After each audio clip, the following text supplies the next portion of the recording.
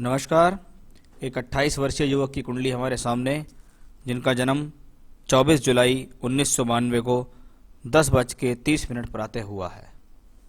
ये कुंडली कन्या लगन की कुंडली है और राशि मेष राशि है। चंद्रमा मेष राशि के अंदर बैठे हुए हैं। लगन के स्वामी बुध हैं, राशि के स्वामी मंगल हैं। लग्न कन्या लगन पृथ्वी तत्व अर्थ त्रिकोणी लगन होता है। यानी सबसे बड़ी बात इन व्यक्ति के अंदर होती है, ये व्यक्ति स्वभाव से मेहनती होते हैं।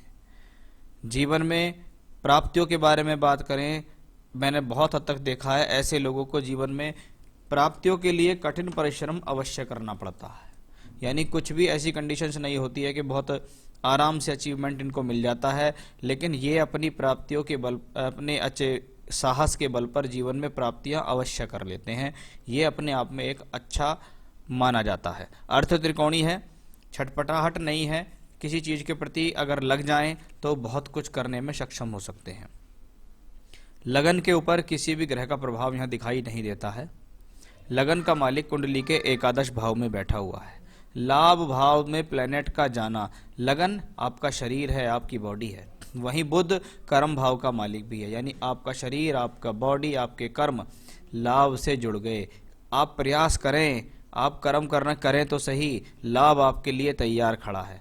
यानी ये एक अच्छा योग माना जाता है जब लाभ भाव में आपका लगन और कर्म का मालिक पहुंचे। साथ ही साथ उसके साथ है कौन कौन? उसके साथ शुक्र है। शुक्र धन भाव का मालिक है, कुटुंब का मालिक है। घर से परिवार से सहयोग मिलता है, घर परिवार से सहयोग के साथ संपत्ति मिलती है। पैतृक संपत्ति का भी इसमें योग दिखाई देता है। साथ ही साथ क्योंकि शुक्र यहाँ भाग्येश हैं, तो ये अपने आप में एक राजयोग भी है। जब भाग्य स्थान, कर्म स्थान, लग्न और धन सबका राजयोग यहाँ बने तो ये राजयोग बनाने वाले जो ग्रह हैं वो हैं बुध और शुक्र। जीवन में बुध और शुक्र से संबंधित महादशा या अंतरदशा आती हैं तो ये आपको अपनी दशा के अंदर उस राजयोग से संबंधित फल देंगे। सूर्य जब साथ में हो, द्वादशेश 12वां घर खर्च के लिए जाना जाता है, व्यय के लिए जाना जाता है, दूर स्थान के लिए जाना जाता है। इन सब चीज़ों के लिए 12वां घर को माना गया है। और 12वें का मालिक जब लाभ भाव में बैठता है तो कभी कभी व्यक्ति स्थान परिवर्तन करके दूर स्थानों से संपर्क साध कर जीवन में तरक्की कर लेता है। तो ये स्थितियां भी यहाँ ठीक प्रकार से दिखाई दे रही हैं। राहु केतु अक्ष के बारे में कहा गया है कि राहु केतु अक्ष जिस भाव से संबंध बनाए उन भावों में पीड़ा दे देता है। जैसे चौथे घर और दशम से राहु केतु का संबंध है, यानी राहु और केतु से संबंधित दशाएं जीवन में जब कभी भी आएंगी तो आपको घर परिवार से संबंधित चिंताएं देंगी। परिवार के अंदर सुख का अभाव होगा, घर से दूरी आपको दे सकता है राहु। वहीं केतु प्रोफेशनल लाइफ में चिंता दे सकता है। किसी प्रकार की गोपनीय चिंता या किसी व्यक्ति विशेष द्वारा परेशान करना, आपको ऐसी चिंताएं केतु के द्वारा दी जा सकती हैं। चंद्रमा को मन का मालिक कहा गया है। मन का मालिक चंद्रमा अष्टम भाव में। जब जब कुंडली में 6-8 में चंद्रमा हो तो शास्त्र कहता है ऐसे व्यक्ति जीवन में बिना संघर्ष के तो प्राप्त कुछ कर ही नहीं सकते हैं। यानी मैंने बहुत हॉरोस्कोप्स में देखा है 6-8 का चंद्रमा अच्छा नहीं होता है। किस वे में अच्छा नहीं होता? ये लाइफ के अंदर जो समझदारी है या मन का स्ट्रांग होना वो थोड़ा देरी से देता है। यहाँ चंद्रमा लाभेश है, लाभेश का कनेक्शन बन रहा है अष्टम से। ये अपनी दशांतर दशा में सडन गेन सडन लॉस देने में सक्षम है।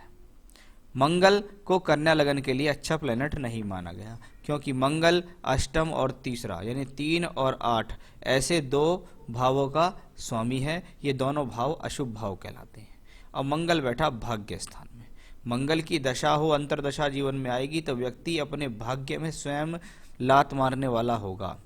साहसी व्यक्ति अवश्य होगा, इसमें कोई संदेह नहीं है। तीसरे घर को मंगल देख रहा है, साहस के बल पर जीवन में तरक्की कराएगा, साहस की कमी नहीं होगी। लेकिन अत्यधिक साहस के कारण आप अपना नुकसान भी कर सकते हैं। बात करेंगे शनि की। पंचमेश का पंचम में होना और वक्री होकर बैठना, ये एक शिक्षा के लिए भी संकेत है और शिक्षा में अचानक से मिलने वाले रिजल्टों को भी ये प्लेनेट दिखाता है। ये बुद्धि स्थान है, अपने आप में ये स्थिति ठीक है और टेक्निकल एजुकेशन पढ़ाने वाला भी ये प्लेनेट है। तो ये तो थी ग्रहों की बात। अब बात करते हैं बृहस्पति की। बृहस्पति धन कारक ग्रह है कोष कारक ग्रह, धन का संचय देने वाला ग्रह, और इस कुंडली के अंदर चौथे और सप्तम का मालिक होकर द्वादश में है। भूमि जमीन जायदाद दिला देगा, आप स्वयं के बल पर मकान खड़ा कर लेंगे, इसमें भी कोई संदेह नहीं है। लेकिन बृहस्पति जब सप्तमेश होकर द्वादश में होता है तो ये कॉम्बिनेशंस हस्बैंड वाइफ के रिलेशन वाइज अच्छा नहीं माना जाता। सब कभी कभी ये कॉम्बिनेशंस विवाह में देरी कराता है, मंगल भी उसको देख रहा है। विवाह में देरी कराना और शुरुआती वैवाहिक जीवन में प्रॉब्लम देना, बाद में सब ठीक हो जाना, तो ऐसे कॉम्बिनेशंस यहाँ दिखते हैं। नवांश कुंडली मैं हमेशा वैवाहिक जीवन के लिए देखता हूँ। नवांश कुंडली में लगन में राहु है और लगन का मालिक अष्टम में पहुंचा, ये एक चिंता का विषय है। ये अच्छा कॉम्बिनेशन नहीं माना जाता है। जब राहु केतु से संबंधित लगन सप्तम हो जाता है तो किसी अन्य व्यक्ति विशेष की वजह से हस्बैंड वाइफ के बीच में मतभेद आ जाते हैं। बाकी अभी तक कोई ऐसा कॉम्बिनेशन नज़र नहीं आया जो ये कहे कि ये डाइवोर्स हो जाएगा या कोई बहुत बड़ी प्रॉब्लम आ जाएगी, क्योंकि पत्नी की कुंडली पर भी सारी चीज़ें निर्भर करती हैं। मंगल की महादशा इस व्यक्ति को बहुत लंबे समय से चल रही है। दिसंबर 2020 में 13 दिसंबर को मंगल की महादशा खत्म हो जाएगी। मंगल भाग्य स्थान में अष्टमेश होके हैं, भाग्य बनाने के लिए मेहनत चल रही है। द्वादश भाव और तीसरे घर से संबंधित हैं, यात्रा देगा, दूर स्थान की यात्रा देगा, स्थान परिवर्तन करा सकता है, हिम्मत बना के रखेगा, वो यहाँ मंगल से दिखता है। और यहाँ देखिए दशमांश कुंडली प्रोफेशनल लाइफ के लिए देखी जाती है और यहाँ पे मंगल पंचम भाव में बैठा हुआ है, साथ में बृहस्पति राहु है, सब एकादश को देखते हैं। यानी मंगल की दशा में भले ही एफर्ट्स रहेंगे, भले ही संघर्ष होगा, लेकिन कुछ ना कुछ प्राप्तियां भी अवश्य होंगी। 13 दिसंबर 2020 से बिल्कुल नई और फ्रेश महादशा आएगी, वो दशा होगी राहु की। राहु धनु राशि में बैठे हैं, चौथे घर में राहु, मैंने अभी बताया चौथे घर में राहु हो, केतु हो, आपको उस भाव से संबंधित सुख में कमी कर देता है। यानी आने वाले समय में आपको जन्म स्थान जहाँ पे आपका जन्म हुआ है वहाँ से दूर जाने की स्थितियाँ बन रही हैं, यानी स्थान परिवर्तन करना, दूर जाके रहना। अब राहु देखिए बृहस्पति की राशि में, इसलिए फल भी वो बृहस्पति की राशि के ही देगा। यहाँ बृहस्पति देखिएगा 12वें घर में बैठा है और देख रहा है चौथे घर को, यानी राहु की दशा में दूर स्थान से जुड़ना, यात्राएं करना, टूर ट्रैवलिंग करना, हवाई यात्राएं करना या विदेश यात्रा करना भी राहु की दशा में सक्षम है। इस दौरान आप घर से दूर जाएंगे, लेकिन अवश्य ही जीवन में कोई प्रॉपर्टी से संबंधित खरीदने का भी योग आपको आएगा। कब आएगा? 27 अगस्त 23 से 19 जनवरी 26 के बीच में ऐसा योग बहुत हद तक संभव है। आपने लिखा है ये मर्चेंट नेवी का कोर्स किए हैं लेकिन अभी तक सेटल नहीं हो पाए हैं। कोई बात नहीं है, 13 दिसंबर तक की बात है, उसके बाद जो राहु की दशा आएगी ये सेटलमेंट कराएगी। स्टेप बाय स्टेप आप जीवन में सेटलमेंट करेंगे, स्टेप बाय स्टेप आपको तरक्की होगी। बस आने वाले समय में घर से दूरी दिखती है, वो है, और दूरी के साथ जीवन में आप तरक्की करेंगे।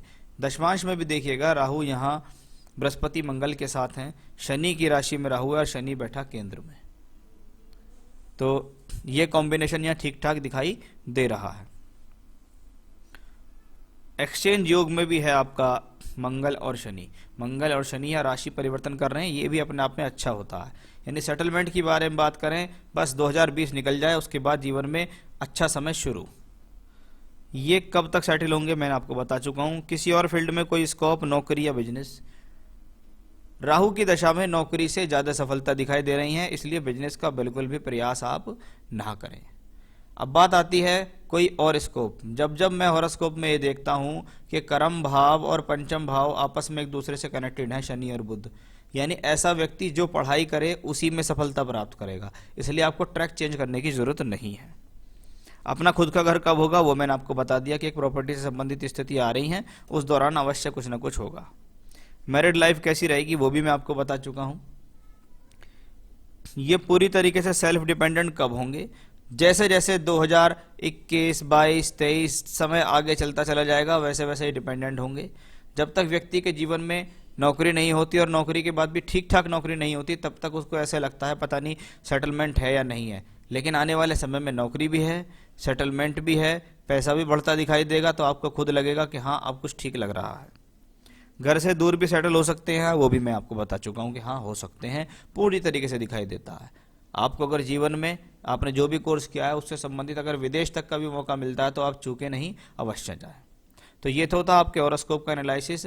जो दशा टिपिकल थी, जो दशा प्रॉब्लम देने वाली थी, क्योंकि कन्या लगन के लिए मंगल को अच्छा नहीं माना गया, इसीलिए क्योंकि वो बैठा भी भाग्य स्थान में, इसलिए भाग्य में रोड़े डाल रहा है। अब कुछ छोटे छोटे से उपाय आपको जीवन में तरक्की दे सकते हैं। जैसे अभी राहु की दशा आपको आने वाली है, तो भगवान शिव की आराधना करना ना भूलें। आप रोजाना रुद्राष्टकम का पाठ करें और बजरंग बाण का पाठ करें। ये 2 पाठ आपको करने हैं। भगवान शिव और हनुमान जी से संबंधित स्तुतियां हैं, बजरंग बाण और रुद्राष्टकम, ये 2 पाठ आपको रोजाना करने हैं। किसी प्रकार के रत्न की अगर मैं बात करूं, देखिए आपके भाग्य स्थान का मालिक जो है वो शुक्र है, और शुक्र यहाँ सूर्य की अभाव से अस्त है, इसलिए आपको अपने भाग्येश को बलि देना करना होगा, भाग्येश को बलि बनाना होगा। और उसको बलि बनाने के लिए आपको एक डबल फायर ऑस्ट्रेलियन ओपल सीधे हाथ की तर्जनी उंगली में पहनना होगा। आप इसे मुझसे प्राप्त कर सकते हैं। मैं इसकी रिंग बनाकर अभिमंत्रित करके पूजा पाठ करके आपके एड्रेस तक पहुंचाऊंगा। आप डायरेक्ट रिंग पहन सकते हैं। तो यह था आपके लिए स्टोन। और रुद्राष्टकम आप गूगल कर सकते हैं, वहाँ से आपको मिल जाएगा। और बजरंग बाण, ये दोनों आपको गूगल पे अवेलेबल होंगे। उनको आप निरंतर पढ़िएगा, आपके लिए बहुत ज़्यादा फायदेमंद स्थितियाँ ये रहने वाली हैं। तो ये था आपका हॉरोस्कोप का एनालिसिस। थोड़े समय का इंतजार है, जैसे जैसे समय आगे चलेगा वैसे वैसे स्थितियाँ आपके अनुकूल होती चली जाएंगी। नमस्कार।